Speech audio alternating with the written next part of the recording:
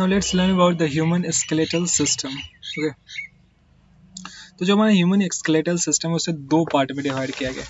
जैसा कि हम जानते हैं कि human skeletal system consist of bones and 206 bones and some few cartilages.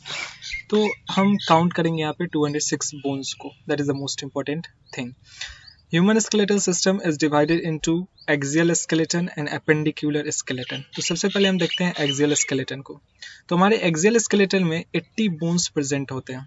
Okay, तो axial skeleton के अंदर आते हैं। axial skeleton consist of the skull, the ear ossicles, hyoid bone, vertebral column, sternum and ribs। तो school में हमारे 22 bones present होते हैं। Axial skeleton total 80 bones present होते हैं, जिसमें स्कल में 22 बोन्स प्रेजेंट होते हैं। Now that skull is divided into two parts, cranial bones and facial bones. Cranial bones में 8 बोन्स प्रेजेंट होते हैं, फेशियल बोन में 14 बोन प्रेजेंट होते हैं। क्रेनियल बोन्स के अंदर 1 frontal bone, 2 parietal bones, 1 occipital bone, 2 temporal bone, 1 sphenoid bone and 1 ethmoid bone आते हैं। एंड फेशियल बोन्स के अंदर जो 14 बोन्स होते हैं उसमें 2 nasal bone, 2 conchae bone, 1 vomer, 2 lacrimals, 2 zygomatics, 2 palatine, 2 maxillae and 1 mandible bone आते हैं। तो ये टोटल जो स्कल का पार्ट है इसमें 22 बोन्स आते हैं। Second, ear ossicles. तो जो हमारा ईयर ऑसिकल्स होता है इसे हम कहते हैं ईयर बोन, जो हमारे मिडिल ईयर में प्रेजेंट होते हैं। Each 3 in each ear. तो 3 bone in each ear present होते हैं। पहला बोन होता है मैलस, दूसरा इंकस एंड तीसरा stapes. Stapes is the smallest bone of our body. ये दो टोटल 6 बोन प्रेजेंट होता है हमारे ईयर ऑसिकल्स में, यानी कि प्रत्येक ईयर में 3 बोन प्रेजेंट होते हैं। C is hyoid bone. Hyoid bone is a single bone. It is U-shaped bone. D is vertebral column. तो वर्टिब्रल कॉलम के अंदर 26 बोन आ जाते हैं, जिसमें cervical 7, thoracic 12, lumbar 5, sacral 1 fused and caudal 1 fused. तो एडल्ट में, ह्यूमन एडल्ट में 26 बोन कंसिस्ट करता है वर्टिब्रल कॉलम, बट अगर हम ह्यूमन बेबी की बात करें तो वहाँ पे 33 बोन होते हैं। क्यों? क्योंकि जो हमारा सैक्रल बोन जो होता है वो टोटल 5 होते हैं। तो जैसे ही ह्यूमन बेबी एडल्ट में रिच करता है, एडल्ट स्टेज में रिच करता है, तो ये सैक्रल जो 5 बोन है तो वो फ्यूज करके 1 हो जाते हैं। तो 4 का डिफरेंस यहाँ पे आ गया। एंड कॉर्डल बोन जो 4 होते थे वो 1 फ्यूज करके हो जाते हैं, तो 3 का डिफरेंस यहाँ आ गया। तो टोटल 33 बोन वर्टिब्रल कॉलम में प्रेजेंट होते हैं in human baby and in human adult 26. Sternum is a single bone जो हमारे dorsal side में present होता है, it is a single bone। and seventh and ribs consist of 24 bones, 12 pairs में present होता है, 12 pair या फिर 24 bones present होते हैं। ribs को भी 3 पार्ट में बांटा गया है, true ribs 1 to 7 pair, false rib 8 to 10 and 8, 9, 10 is the false rib pair, and floating ribs 11th and 12th pair is a floating ribs। तो जो हमारा एक्सियल स्केलेटन होता है उसके अंदर 80 बोन्स आते हैं, जिसमें स्कल 22 बोन्स, जिसमें क्रैनियल बोन 8 एंड फेशियल 14 होते हैं, ईयर ऑसिकल 6, तो 22 plus 6 28, hyoid 1 29, sternum 1 30, vertebral column 26 यानी कि 56 एंड रिब्स 24 यानी कि 81। तो टोटल एक्सियल स्केलेटन के अंदर 80 बोन्स आते हैं। Second is appendicular skeleton. तो जो हमारा एपेंडिकुलर स्केलेटन होता है उसमें बाकी के 126 बोन प्रेजेंट होते हैं, तो हो गए ना टोटल 206 बोन्स। तो एपेंडिकुलर स्केलेटन की अगर बात करें तो 4 limb and hind limb, pectoral girdle and pelvic girdle, ये 4 मुख्य प्रकार के स्केलेटन यहाँ पे प्रेजेंट होते हैं, जिसमें 126 बोन्स आते हैं। तो 4 लिम्ब हमारा 2 होता है, 2 हैंड 2 4 लिम्ब, जिसमें 30 बोन प्रेजेंट होता है, तो टोटल 60 बोन इन 4 लिम्ब। तो अगर हम ईच 4 लिम्ब की बात करें तो उसमें humerus single, radius, ulna, 8 carpals, 5 metacarpals and 14 phalanges present होते हैं। एंड अगर हम ईच हिंड लिम्ब की बात करें तो वहाँ भी 30 बोन प्रेजेंट होता है, जिसमें एक femur, it is the longest bone of our body, एक टिबिया, एक fibula, 7 tarsals, 5 metatarsals, 14 phalanges and a single patella is present, जिसे हम नी कैप भी कहते हैं। तो 60 bone in four limb and 60 bone in hind limb, तो total 120 bone. Now 6 bone की अगर हम बात करें तो पेक्टोरल गर्डल में 2 बोन प्रेजेंट होते हैं एंड इच मतलब कि 2 पेक्टोरल गर्डल में 2 बोन होते हैं, यानी कि टोटल 4 बोन होते हैं। तो क्लेविकल एंड स्कैप्यूला एक pectoral girdle and clavicle and scapula दूसरे पेक्टोरल गर्डल में प्रेजेंट होता है, तो total 4 bones. And pelvic girdle consist of 2 coxal bone, each coxal bone consist of ilium, ischium and pubis. तो इलियम, इस्कियम और pubis fuse करके एक coxal bone बनाते हैं और हमारे pelvic girdle consist of 2 coxal bone, तो total is 2 bone pectoral girdle में 4 bone 6 bone and four limb and hind limb मिला के 120 बोन, तो टोटल इज एपेंडिकुलर स्केलेटन के अंदर 126 बोन्स आते हैं। Now let's move to the 89th and that is joints. Joints की अगर बात करें तो ह्यूमन में 3 तरह के जॉइंट्स प्रेजेंट होते हैं, fibrous joints, cartilaginous joints and synovial joint. Joints हम कहते हैं the connections between the 2 bones. Okay, तो अगर फाइब्रस जॉइंट हम किसे कहते हैं, फाइब्रस जॉइंट्स में फाइबर्स की तरह हार्ड जॉइंट होगा, ये प्रेजेंट होता है बिटवीन फ्लैट स्कल बोन्स। तो हमारे जो स्कल बोन्स होते हैं उनके बीच में जो जॉइंट्स होते हैं वो बहुत ही हार्ड होते हैं, इमूवेबल होते हैं, तो दैट इज फाइब्रस जॉइंट। बीज कार्टिलेजिनस जॉइंट्स, ये भी हार्ड तो नहीं होगा बट सॉफ्ट टाइप का होगा and example between adjacent vertebra, Atlas adjacent vertebra, यानी कि जो एटलस एंड एक्सिस को अगर हम छोड़ दें तो बाकी जितने भी वर्टिब्रे हैं उनके बीच में जो जॉइंट्स होते हैं वो कार्टिलेजिनस जॉइंट्स प्रेजेंट होते हैं जो पार्शियली मूवेबल होते हैं। सी साइनोवियल जॉइंट्स थोड़ा बहुत मूव कर सकता है cartilaginous joint. And C synovial joint की अगर बात करें तो ये हमारे कुछ साइनोवियल जॉइंट्स के कुछ एग्जांपल्स हैं, जैसे बॉल एंड सॉकेट जॉइंट, ये प्रेजेंट होता है हमारे humerus fore limb and pectoral girdle के बीच में ये जॉइंट होते हैं, between humerus and pectoral girdle. Hinge joint present होता है हमारा नी जॉइंट, पैटेला में प्रेजेंट होता है। पाइवट जॉइंट होता है हमारे एटलस एंड एक्सिस। तो जो वर्टिब्रे होते हैं ओके, तो उनमें ज़्यादातर कार्टिलेजिनस जॉइंट प्रेजेंट होता है, बट जो हमारा एटलस जो फर्स्ट वर्टिब्रा है एंड एक्सिस जो सेकंड वर्टिब्रा, इनके बीच में साइनोवियल जॉइंट प्रेजेंट होता है and that is pivot joint जिसको हम कहते हैं। Between the carpals gliding joint present होता है and between carpal and metacarpal of thumb saddle joint present होता है। तो ये कुछ साइनोवियल जॉइंट्स हैं, ये मूवेबल जॉइंट्स होते हैं। 19th question is inflammation of joints cause. तो अगर जॉइंट्स में हमारा इन्फ्लेमेशन आ जाए तो वो उस डिजीज को हम क्या कहेंगे, and that is called arthritis. Arthritis is the disease which is due to inflammation of joints. 91th question, osteoporosis is due to decreased level of estrogen, progesterone, activin, inhibin।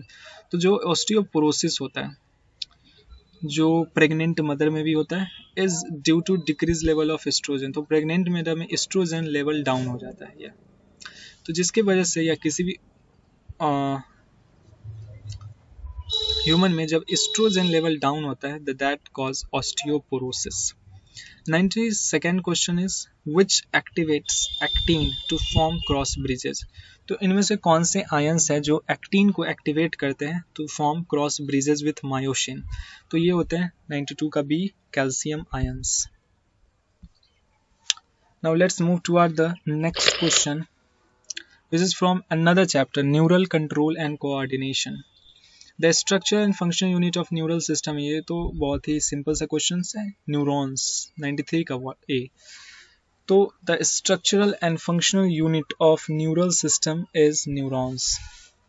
94th है human neural system. तो human neural system के बारे में अगर हम बात करें तो 2 तरह के ह्यूमन न्यूरल सिस्टम होते हैं, the central neural system and peripheral neural system. The central nervous system CNS consists of brain and spinal cord, and peripheral neural system वो सारे nerves and neural cells को contain करता है जो brain and spinal cord से जुड़े होते हैं।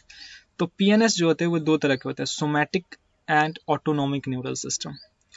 Autonomic neural system is again of 2 types, sympathetic neural system and parasympathetic neural system. And another type of nervous system present होता है that is called visceral nervous system. Then 95th question, granular bodies present in cell body of neuron is. तो neuron के cell body या soma में neural granular bodies present होता है, उसे हम क्या कहते हैं? ए एक्सॉन, जी नहीं, बी राइबोसोम, जी नहीं, C Nissl's granules and D Schwann cells. तो Nissl's granules is the right answer. 96th question, synaptic vesicles contain. तो जो हमारे न्यूरॉन होते हैं उनके उनमें साइनेप्टिक वेसिकल्स प्रेजेंट होते हैं and that synaptical vesicles contain neurotransmitter. So 96 का A is the right answer. Let's move to another question. In resting state, 97th question is, in resting state, axonal membrane is more permeable to which ions? Na+, K+, Mg2+ और none. तो जो हमारा resting state में हमारा जो axonal membrane होता है वो मोर परमिएबल होता है K+ आयंस का। Na पोटासियम यानी sodium potassium pump transport dash Na+ outward and for dash K+ into the cell. यानी नंबर पूछ रहा है कितना ions sodium potassium pump transport करेगा सोडियम का आउटवर्ड एंड पोटासियम का इनटू द सेल। तो ये होता है हमारा 3 and 2। So option B is the right answer. 3 Na+ and 2 K+ का एक्सचेंज करता है हमारा Na potassium pump. It is the most important question, तो इसे ध्यान रखिएगा। 99th question, junction formed by adjacent neurons is. तो जो हमारा जंक्शन फॉर्म होता है एडजेसेंट न्यूरॉन, तो दो न्यूरॉन अगर आपस में जब मिलते हैं तो वहाँ पे कुछ जंक्शन क्रिएट होता है, उसे हम क्या कहते हैं? Synaptic cleft, dendrites, soma, synapse. तो synapse is the right answer. Synapse is the junction formed by adjacent neuron.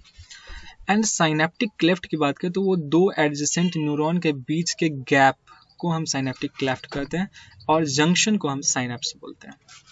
तो 99 का D is the right answer.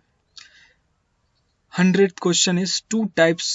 It is not a question, it is a point. Two types of synapses are present in human: electrical synapse and chemical synapse. 101. The speed of transmission of impulse is faster in electrical synapse than chemical synapse. तो जो हमारा chemical synapse से जो transmission होता है impulse का वो बहुत ही slow होता है rather than electrical comparison to electrical synapse. Electrical synapse बहुत ही fast स्पीड होता है ट्रांसमिशन का इम्पल्स का। तो electric current can flow directly from one neuron into the another across these synapse. तो जो हमारा इलेक्ट्रिकल साइनेप्स होता है उसके द्वारा डायरेक्टली, केमिकल साइनेप्स में साइनेप्स के द्वारा जाना पड़ता है न्यूरोट्रांसमीटर को, तब ट्रांसमिशन होता है। बट यहाँ पे इलेक्ट्रिक करंट में डायरेक्टली एक न्यूरॉन से दूसरे न्यूरॉन में साइनेप्स के अक्रॉस ट्रांसमिशन हो जाता है। Now let's move to another point, and that is central neural system. तो जो हमारा ह्यूमन सेंट्रल न्यूरल सिस्टम होता है that is brain, उसके बारे में हम स्टडी करते हैं। तो ब्रेन को 3 पार्ट में बांटा गया है: फोर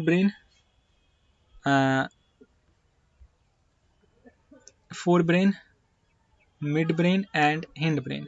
फोर ब्रेन में 3 पार्ट आते हैं: cerebrum, it is the major part, thalamus and hypothalamus. Hind brain में भी, mid brain and hind brain में भी 3 आते हैं: pons, cerebellum and medulla.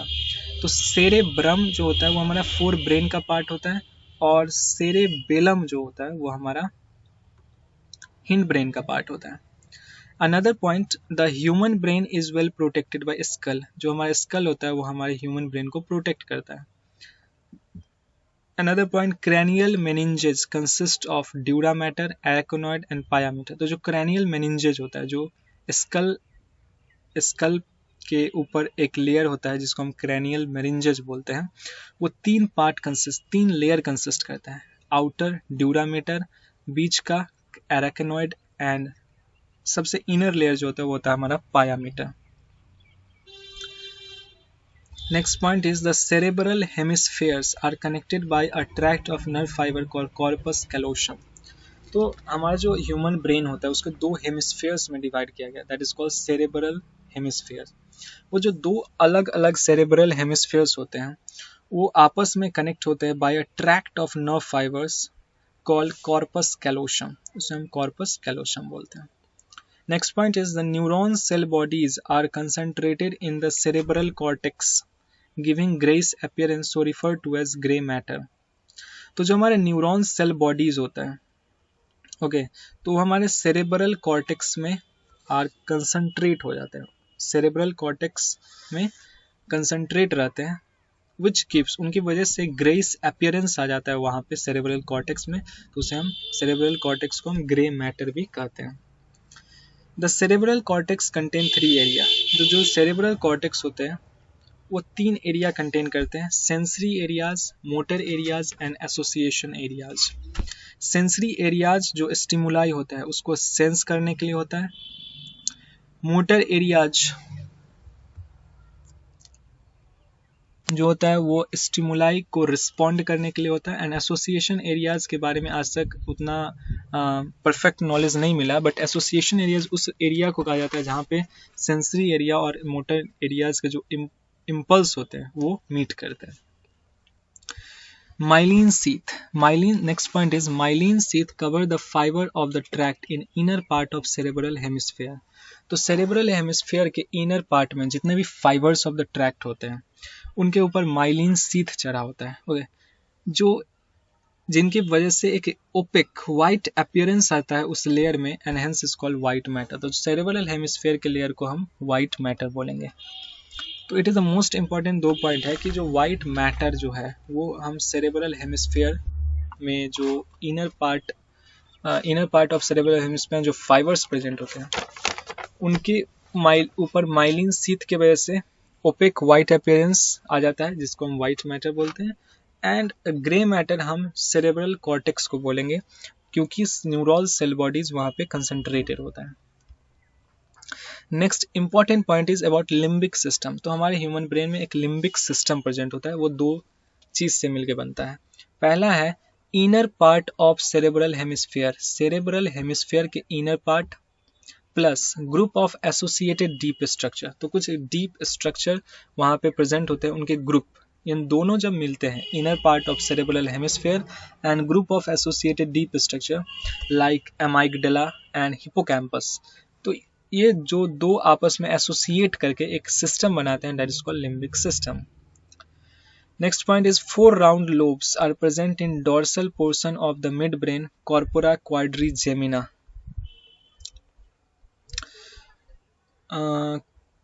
4 round lobes, 4 lobes present होते हैं किस पार्ट में, डोर्सल पोर्शन यानी कि पीछे के पार्ट में, in the mid brain, and that is called corpora quadrigemina, corpora quadrigemina. तो dorsal portion of midbrain, हमेशा याद रखिएगा कि मिड ब्रेन के डोर्सल पोर्शन में 4 राउंड लोब्स प्रेजेंट होते हैं, that is called corpora quadrigemina. Next important point, cerebellum has very convoluted surface in order to provide the additional space for more neuron। तो जो cerebellum है वो हमारा hind brain का part है, ओके, तो जो हिंड ब्रेन है,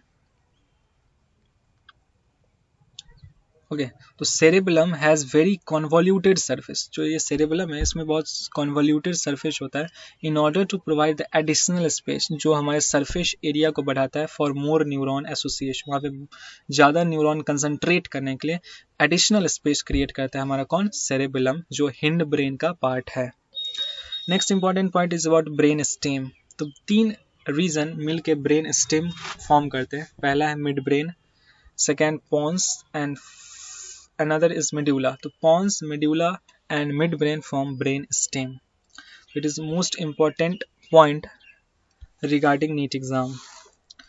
103rd question, along with hypothalamus, ये क्वेश्चन है, ये पॉइंट्स है कि लिम्बिक सिस्टम जो हमने अभी पढ़ा जो किससे फॉर्म होते हैं, inner part of cerebral hemisphere और group of associated deep structure like amygdala, hippocampus, जो ये लिम्बिक सिस्टम जो बनते हैं वो हाइपोथैलेमस के साथ मिलके कुछ फंक्शन करते हैं। और क्या फंक्शन करते हैं, involve in regulation of sexual behaviour, expression of emotional expression, जो हम इमोशनल एक्सप्रेशन देते हैं, हमारे जो सेक्सुअल बिहेवियर रेगुलेट होते हैं वो लिम्बिक सिस्टम और हाइपोथैलेमस एसोसिएट करके करता है।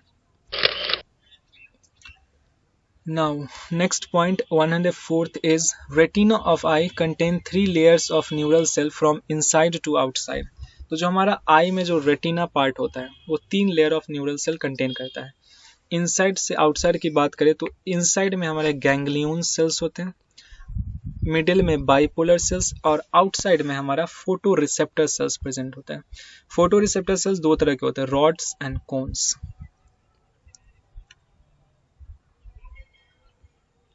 Rods and cones. Now, 105th question is rod function for daylight vision, photopic vision, twilight vision, scotopic vision। तो देखिए daylight vision और photopic vision दोनों एक ही हुआ, and Twilight vision and scotopic vision दोनों एक हुआ।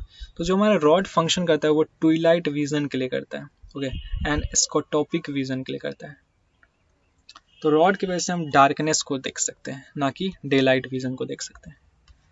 तो option C and D is the correct answer. 106 the rod contain rhodopsin dash rhodopsin protein.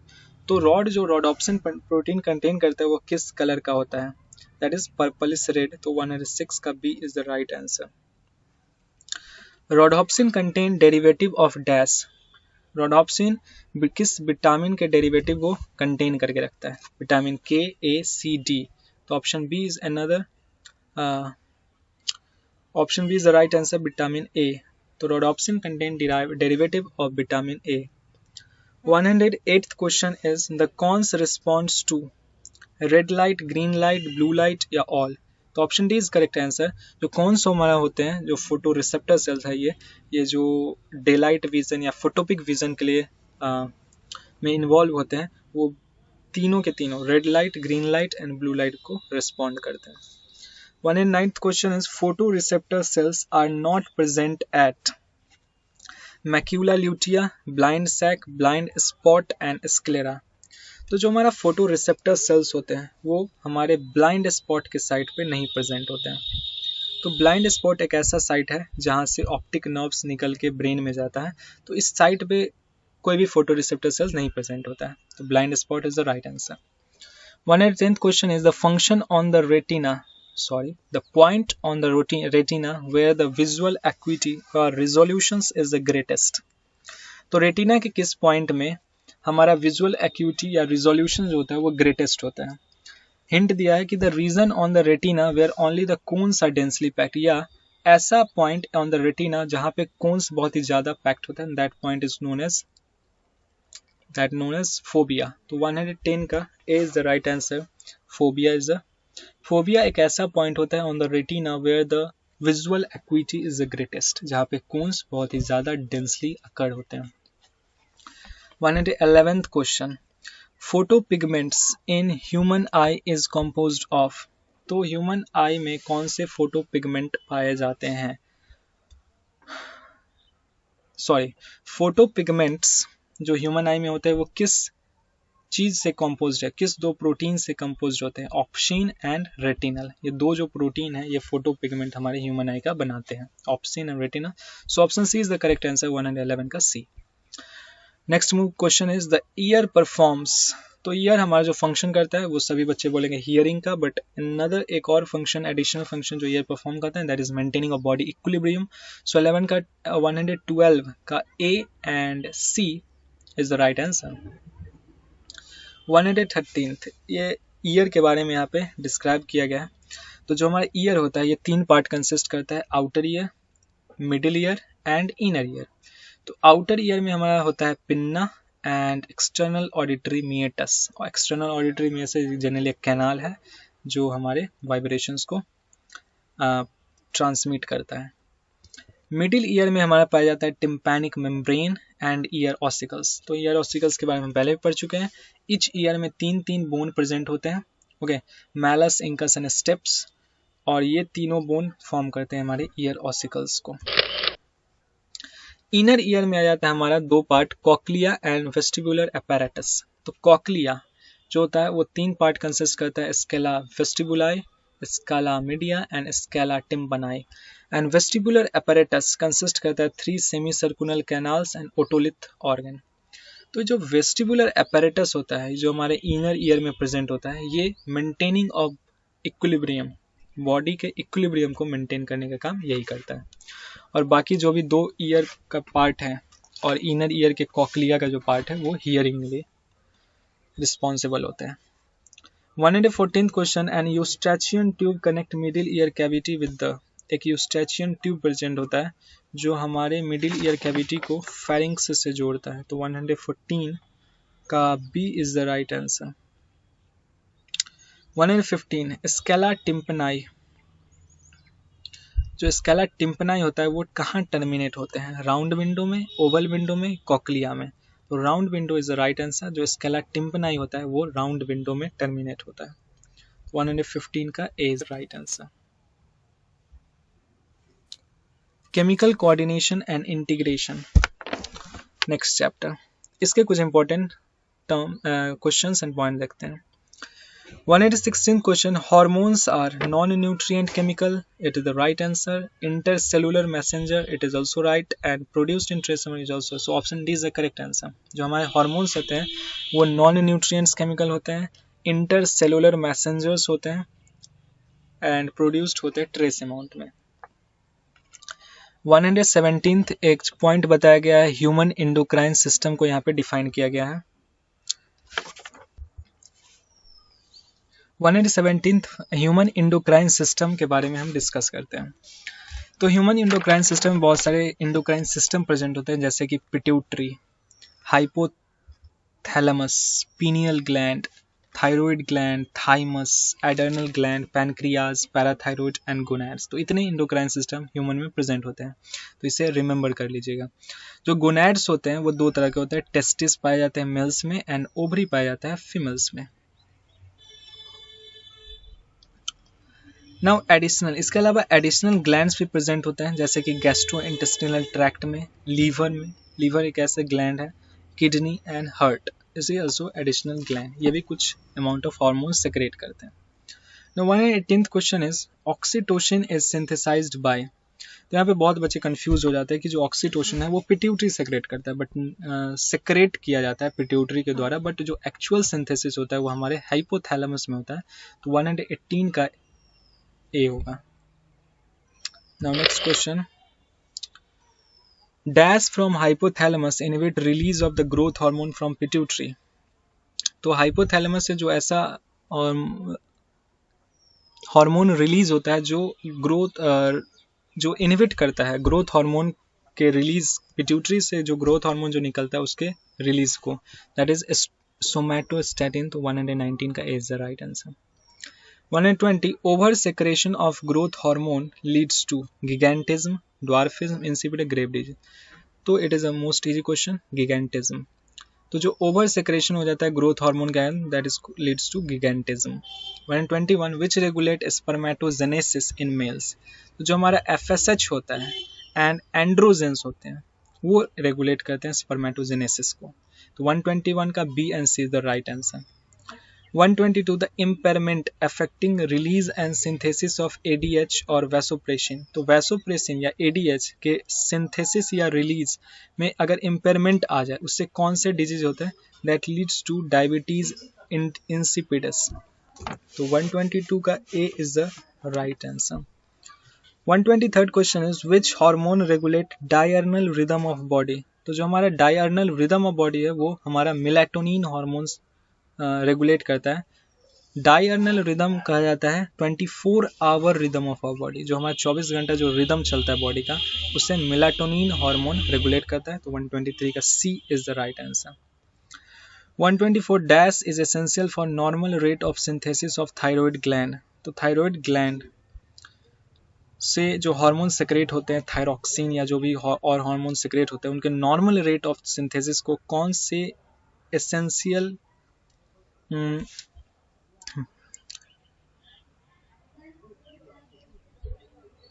ये इनमें से कौन से चीज जो एसेंशियल है, दैट इज आयोडीन, तो 124 का C is the right answer.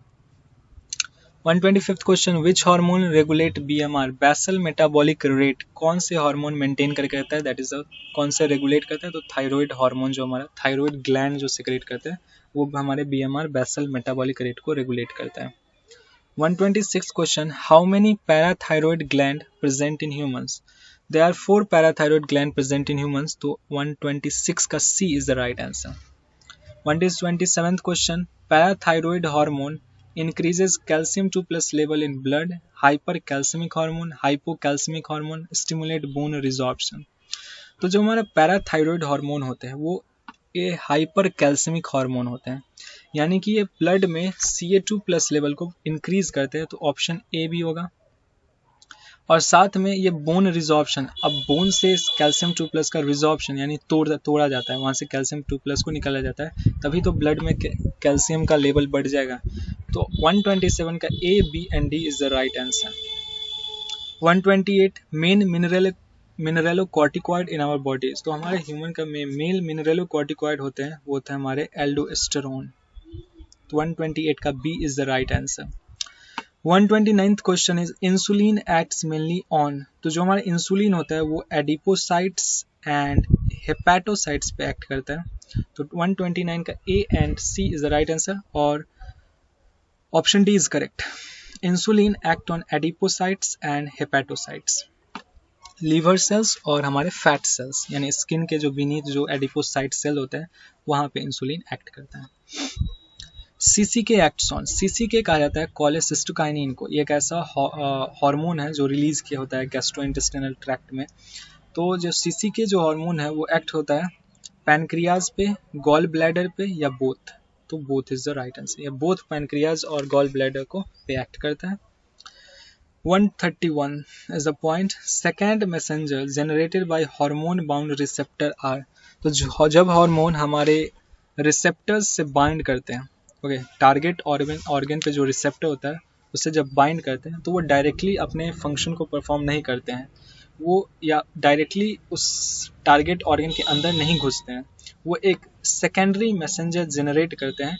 जो सेकेंडरी मैसेंजर के एग्जाम्पल है cyclic AMP, IP3, Ca2 plus etcetera, ये जनरेट किया जाता है।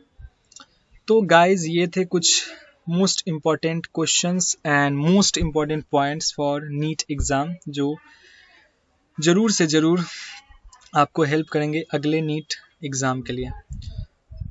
So thank you very much.